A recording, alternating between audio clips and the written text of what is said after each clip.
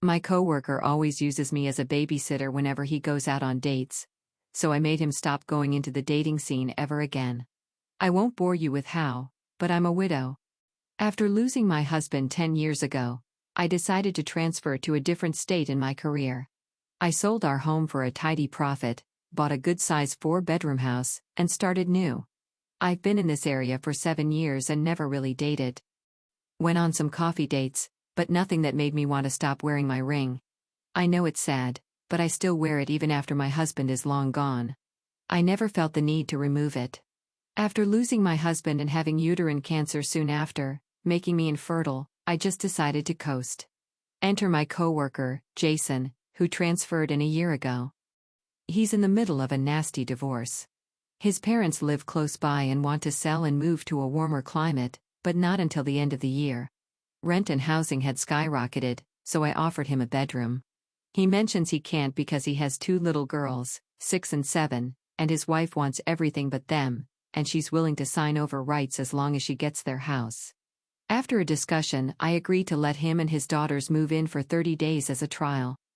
Well, it's been 9 months, and it's been amazing. Unfortunately, I've fallen in love with him and the girls. My house finally has sounds of happiness instead of echoes of loneliness.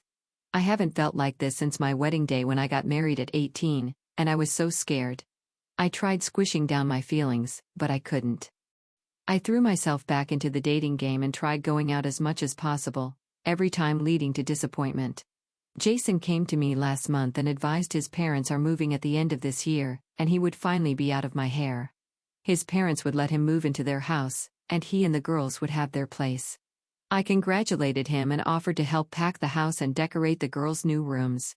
Well, he was able to move in last weekend. Hence, where I F big time. I made a huge goodbye dinner on the last day he and the girls arrived. As the girls climbed into his car to go to their home, I hugged him for probably too long and went to kiss him on the cheek. He went to do the same, and, well, we missed. I kissed him, and he kissed me. And neither of us pulled away until one of his girls made a "you" screech from the car. I mumbled to drop my key off under the mat when he was ready to and closed the door on him. He knocked and asked to talk later, but I didn't open it or respond. I had taken this week off anyway for Christmas, and I'm avoiding his text and calls. My voicemail is full from him. I go back to work Tuesday and will see him, and I dread it. Update. After some heavy thinking/drinking, I concluded that when it comes to Jason, with him living here, it was the life I should have had by now. I should have had my husband here with me. I should have had the 2 kids we planned on having in a house with noise, toys, laughter, cries, and stats between siblings. This should have been my life. But the person that was the wrong person, it wasn't my 6'2" green-eyed monster of a man. And as much as I loved them, the girls weren't ours. I miss my husband, and I miss even more the life we were robbed of.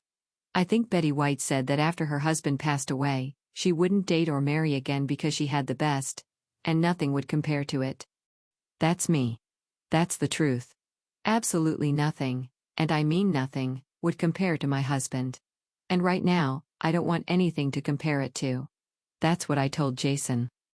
After reading the multiple texts of him just asking me to talk, saying there was something we had and he didn't want to lose, he was getting angry because I wasn't responding, then apologizing for being rightfully angry, then asking if we could return to being friends and forgetting everything that happened. When I got that text, I put my adult pants on and called him.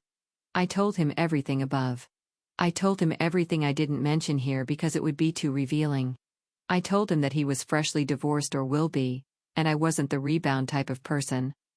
He and his wife haven't even been separated for a year at this point. And with my insecurities and comparisons to my marriage, it wouldn't be fair to pursue anything right now, especially with him. He's fresh off the block here, still hurt at his marriage failing. Because even though I think I fell in love with him, I need time to confirm if it's with him specifically or just with the life I was supposed to have. Thankfully, he understood. I thought I was possibly correct in my assumption that he was jumping into something we weren't ready for. He asked if we could still be friends, and I jumped at that option. I missed him, missed the girls, and missed having meaning instead of just coasting. He asked if I could come over for Christmas. I bought the girls some presents from me and Santa, so I said, of course, and I'll come over later tonight once the girls pass out. He seemed happy with this. I asked him not to tell the girls I was coming over, and we could have that damn adulting talk that a phone conversation won't cut it for. He promised to slip the girls a Benadryl/Nicole chaser to ensure they stayed asleep. I'm pretty sure he was joking. So that's my update. We're friends-ish. I see him tonight, and I'm more nervous than a prom date. Jason's POV. In November 2021, my family and I moved towns into a neighborhood near my parents. I wanted to be close to them. They're in their 70s, and times are taking their toll on them. My wife wasn't too keen on it, but our 2 kids were happy to see their grandparents more. I commuted to my job until I was able to get an in-town transfer to my current location. Come to find out, my wife reignited an old flame of hers and started cheating on me. My 3rd month into my new job, she tells me she wants a divorce, wants the house, and wants to sign over the kids. Her boyfriend has his kids, and they want to move into the house and be one big happy family. I moved into my parents' place. They have 1 spare bedroom because the others are basically storage. My kids would stay with their mom until I could find at least a 2-bedroom. My parents told me they want to move by the end of the year and either sell or give me the house. I just have to do something by then. Rent's nuts out here. Then my wife throws on me that her new man and his kids are moving in now and not getting along with mine. So she agrees to make it quick and sign over rights to mine as long as she keeps the house. I had become friends with Hope at work. The day came, I told her about needing to move and find a spot for me and my kids. She offered her home. I asked if her husband would mind, and she told me she didn't have one anymore. See, she still wore a wedding ring, and I never bothered to ask about it. Just always assumed she was married. It appears he passed away a decade ago, and she just still wore the ring. We move in, and it's a dream. I see this woman in a light I never thought of before. My kids loved her. She never put their mom down. She made them breakfast, lunch, and dinner on her off days, and she would take them out to do girl things that I had no idea. She even took them to school clothes shopping when I ran short on time to be able to do it. Hope just seemed happy as hell to be around us and have us there. She was this warm, beautiful, caring woman. I didn't notice because I was too tied up in my own mess to see it, and her ring threw me off. The day I got to my parents' house, I made a big mistake. I kissed her. She freaked out, asked me to drop my key off later, and ran inside. I texted her and called her, but she didn't get back to me for a week.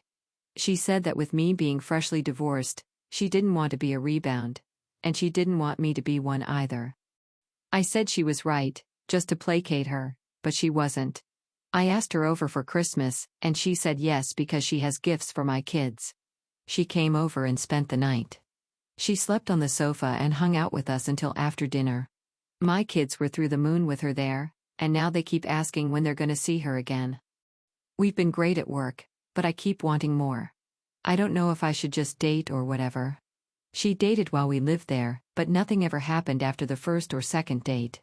It's getting harder to see her as just a friend anymore. Hope's POV. I spent the night at Jason's on Christmas Eve. We talked for hours until 2 a.m. It felt like home again.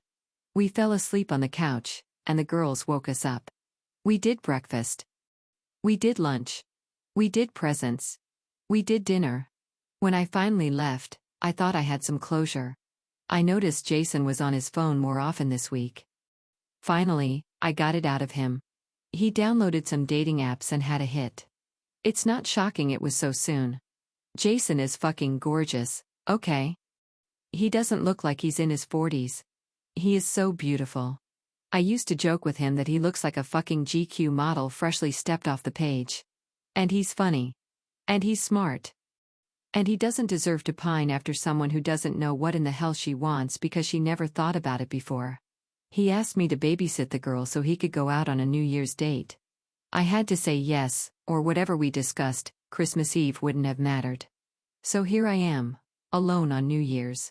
We drank his fancy, expensive Scotch Christmas that he got as a wedding gift because I had to charge something for this babysitting gig. He is feeling some way because he's out there with someone else ringing in the new year, and he deserves to be happy. And I do too. I just put the girls to bed. I knew they wouldn't have lasted till midnight. Jason's POV. Am I the a-hole for asking a woman who I thought had feelings to watch my kids when I went on a date? Long story short, I'm divorced. It was finalized a couple of months back. During the mess of my divorce, I and my 2 kids moved in with a coworker named Hope for about 9 months, give or take. She was great to us, and my kids loved her. Honestly, I felt the same. I thought what she felt for me was more than friends, so I kissed her before I moved out to my current place. It ended up being a mistake. She ghosted me for a week before she finally called me. I thought we got over it over Christmas. Well, I didn't want to hold back for a woman who didn't feel the same, so I did the dating app thing and got a date for New Year. I asked Hope if she could watch my kids while I went out, and she agreed. I went out, had a great time, and came back at 3 a.m. to Hope passed out on my sofa. I threw a blanket on her and went to bed myself, expecting to make breakfast for her and mine, but she left before I woke up. The morning after, I asked her if she could watch my kids again while I set up a second date. She immediately declined, saying she was having her sister and brother-in-law over this week. Her sister has 3 kids of her own, and, yeah, Hope has a big house. But with everyone there, she wouldn't have time to watch mine. I understood and said I'd find other accommodations. Well, this morning, I see Hope tagged in a sappy post by who I assume is her sister, and I checked that page. Sure enough, it is her sister, and her sister's family is spending the next 3 weeks out of the country and not with Hope. Now I know she only has one sister, so I asked her what was up. She kind of stuttered a bit and said, yes, she can watch my kids and to go ahead and set up the second date. When I asked her why she lied to me, she brushed me off and told me to stop being in awe, and I got what I needed. Am I the a-hole for even asking her again? I know she lied to me about her family visiting. She told me she didn't have any feelings for me like I do her. Hope's POV I posted here because I needed to vent and throw my FU at people so they could see that even I could do something as silly as fall for someone I shouldn't have. Not when I still wore a wedding ring from someone who left me long ago. The ring told me my heart and soul still belonged to someone else even though I no longer had theirs. I posted here because I needed to vent out everything. Needed to give me closure. Needed to figure out why this man, whom you now all know is Dan, rocked my universe by just becoming a part of it. I was told to go for it, and I excused it all with, no. I'm still a mourning widow who can't fathom taking her ring off. I theoretically clutch my pearls at such a thought. But you guys want to know the good part, don't you? And you guys deserve to know it too. Because if it weren't for you, there wouldn't be a good part. On Christmas morning, he made breakfast. I came to the kitchen and had to do a double take. Granted, I was uncaffeinated. So in my sleepy state, I had expected to see my husband. But when he turned and smiled at me with a grin big enough to reach his eyes, I didn't feel sadness or disappointment that those eyes weren't green. He didn't give me a cute smirk like my husband used to, but a smile with so much damn teeth for real. Damn. You have so many teeth, and I am so happy your girls have your smile and that you have great dental. It was then I realized I was fucking wrong. I wasn't prepared to be wrong, to lose my grip on my pearls, so to speak. I just wasn't prepared. I wasn't ready to see someone else in my dreams. I sure wasn't ready for that someone else to be someone I considered my best friend for a long time. So when Dan had asked me to watch the girls so he could get a second date, to be honest, it hurt like hell. Even though I told him to move on, I was pissed he did because I didn't. I fumbled up an excuse about my sister coming over, but didn't think it clear enough that my sister and her family usually head overseas during this time. He found out she wasn't gracing me with her presence and asked me why I lied. I just said, oh, yeah. I'll watch the girls no problem. But he said he already had a sitter and wanted to know why I lied. I said I didn't. I forgot. But lo and behold, when you live with someone, they pick up on your calls. Dan said, no. You're lying. I don't care if you can't or even if you're not up for it. That's fine. Just be honest with me. I called him an asshole and said I'd be there. Just tell me the time. He said to come over for breakfast, and we can talk out whatever is wrong with us like adults. Hope, that thing we're trying to be? Well, that night, he made a post, and a few of you found some similarities that were too convenient to be coincidental. So late that night, I got a call from him, which I ignored twice. The third time was a charm, and I advised him where to stick a few amenities for waking up until he blurted out, "You named me after your cat?" Yes. I named my cat Jason. He's a seal point, and he has a cute mask. He's the size of a small dog and looks at me like he wants to kill me in my sleep. I love him. So we talked for about a half hour or so. He said he had to see me, but wouldn't leave his girls alone that late. He asked me to take a personal day tomorrow and said he'd do the same. I said no, but I could come over. He said only if I could stay the night. So I grabbed some extra clothes, put on my comfy bright pink bear claw slippers, yes, they're as magnificent as they sound. Filled the feeder for my chubby boy, Jason, and headed over. We talked until about 3 a.m., and he said he would take a personal day and I should do the same. Well, you couldn't twist my arm fast enough at that point, so I agreed and grabbed some blankets, but he stopped me. He asked me if I could try sleeping in the same bed as him. The typical fare of him being over the covers, I'd be under them. He promised to wear clean underwear, yada yada. Color me surprised at agreeing with him. And me crying for the first 20 minutes and being held by someone who didn't understand why but understood that I just needed to freaking cry. And then being held by someone because I needed it. And then being held by someone because I wanted it. And then being held by someone because they just wanted to. And, yeah, I fell in love again. Okay. I freaking fell in love again. Except this time, I know what it is. And it was happening long, long ago, and I was too scared to understand it. But I should have noticed something when he transferred in, and I saw him for the first time. He was handsome, and not even he could deny that. But when he smiled with all those damn teeth, he just became so much warmer and real, I guess. I just felt like I had to be near him.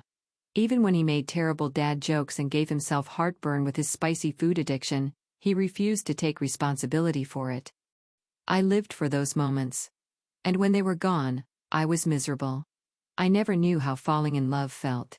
My husband and I were born in love with each other, so I never experienced this before, so I was scared. And don't get me wrong. I'm still scared. I've been on theme park rides that are less anxiety-inducing than this. We agreed to take this one day at a time.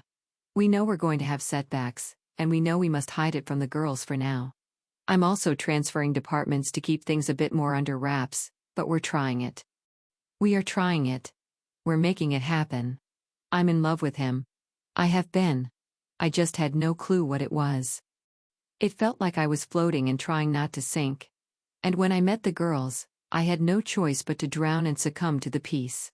I have random Redditors to thank for saving me from a lifetime of regret. Big girl trousers are on everyone. Although he still can't believe I named him after my cat. Well, I love my cat too. There's that. Jason's POV, thank you kindly. Can't wait to marry that girl, but she wants to wait a bit. I'm in no hurry right now, but my kids are happy she's gonna be a forever part of our lives.